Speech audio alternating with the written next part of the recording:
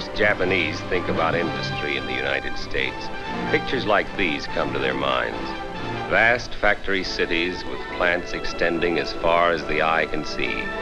Thousands upon thousands of men, whole armies of workers clogging the streets, going to and from work in shifts, 3 shifts a day around the clock.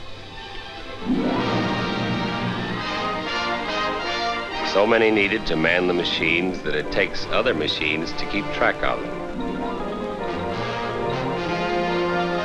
Vast, cavernous plants echoing with the ear-splitting roar of machinery at work.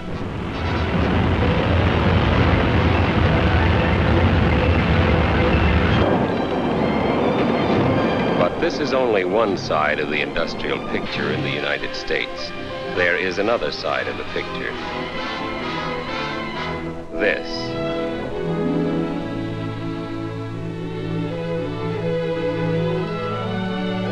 It's only a small factory, light, airy, quiet, employing a handful of workers. The whole factory is hardly larger than a big house. It is not in the middle of a vast, smoke-clogged industrial metropolis, but in the tree-lined outskirts of a small American town, a seaport community named Sag Harbor in the state of New York. Like that of so many communities in Japan, the history of Sag Harbor USA has been tied to the sea. A century ago, its name was known on almost all of the 7 seas. For Sag Harbor was home port to some of the most famous of America's whaling fleet, ships that scoured the world for the most precious and largest of the ocean's creatures. The citizens of Sag Harbor today still worship in the church their whaling captain forefathers built, and when they die, they are buried in its graveyard.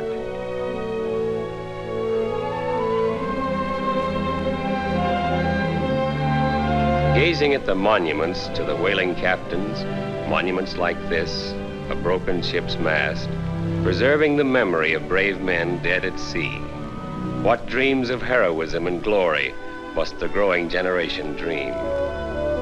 As he walks home, his head filled with the names of the whalers of a century ago, today's Sag Harbor youngster, like Jan Harboy here, passes other monuments the whalers left behind.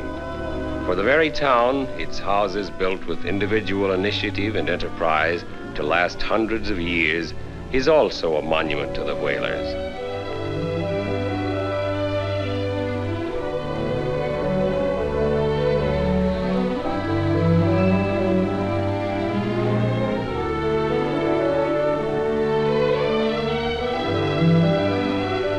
The sea is still written on the faces of the people of Sag Harbor. The sea was good to Sag Harbor. For nearly 100 years, the whalers prospered. Then, in 1871, the last whaling brig left port. Oil from the ground replaced oil from the sea. But the town did not perish with its industry, for reasons we shall see. One look at its homes, well kept, brightly painted, one look at its growing generation, young, vital, healthy, vouches for that.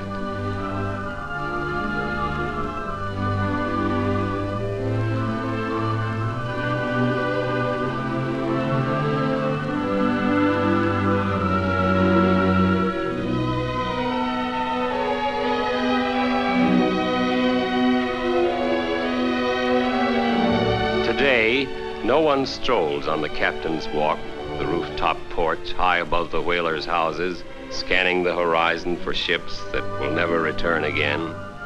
For today, the town looks elsewhere for its salvation. The days of whaling, the days of living off the sea, are gone forever. Gone, but not forgotten. The home to which young Jan Harboy walks, for instance. A whaler's carpenter built it.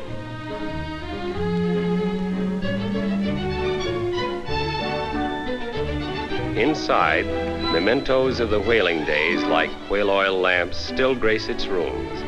And a little boy may be forgiven if he forgets and puts his feet upon a treasured couch that a great-great-grandfather bought with money earned on a whaling trip halfway around the world.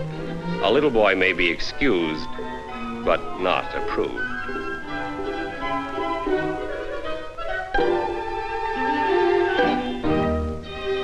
Yes, the days of whaling are gone, but not forgotten. Jan's father whittles new models of the old ships his forebears sailed.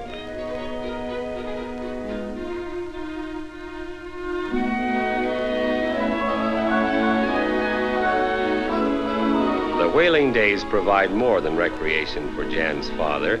His skill with his hands helps him in his work, but it's not the sea, it's small industry that provides his livelihood.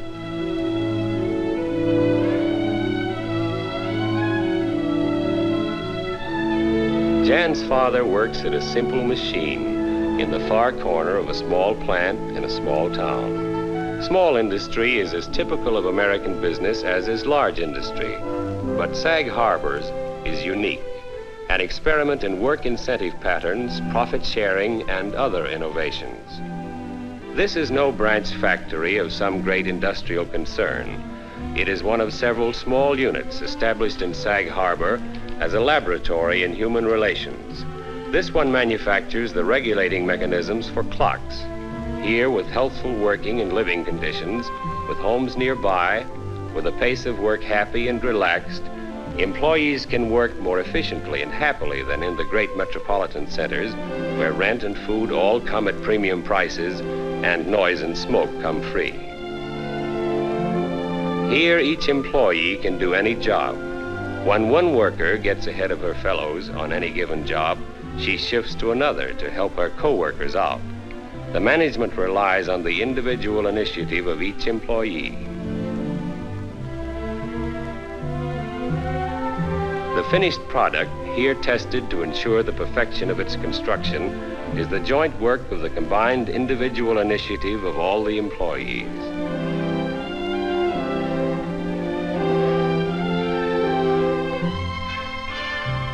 And when the work is done, all employees share in the rewards. The foreman blocks in the production on a graph. This ever-increasing production is graphic evidence of what it means to have employees who aren't just numbers on a time clock. Employees whose working and living conditions are healthy and happy. And equally important, the wages and bonuses earned mean business for the town. On Saturdays, Jan Harboy's father can take his family shopping for the things they want and need.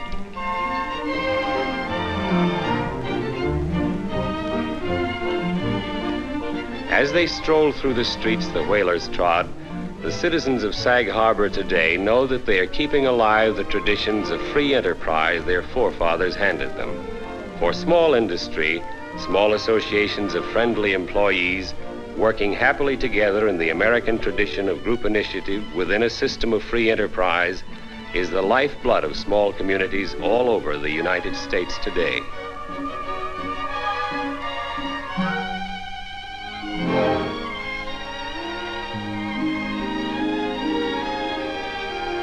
Not that the sea has been forgotten. The Harboys often visit the Whaling Museum, with its authentic whaleboat now proudly riding a sea of carefully tended lawn.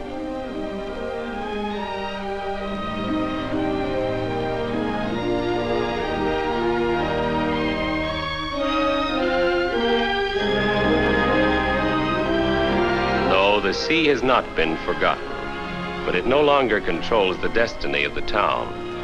And who will say, looking at this happy family life, that its calling is any less proud than that of its whaling ancestors, or that small industry has not brought a rich and happy life to Sag Harbor, USA.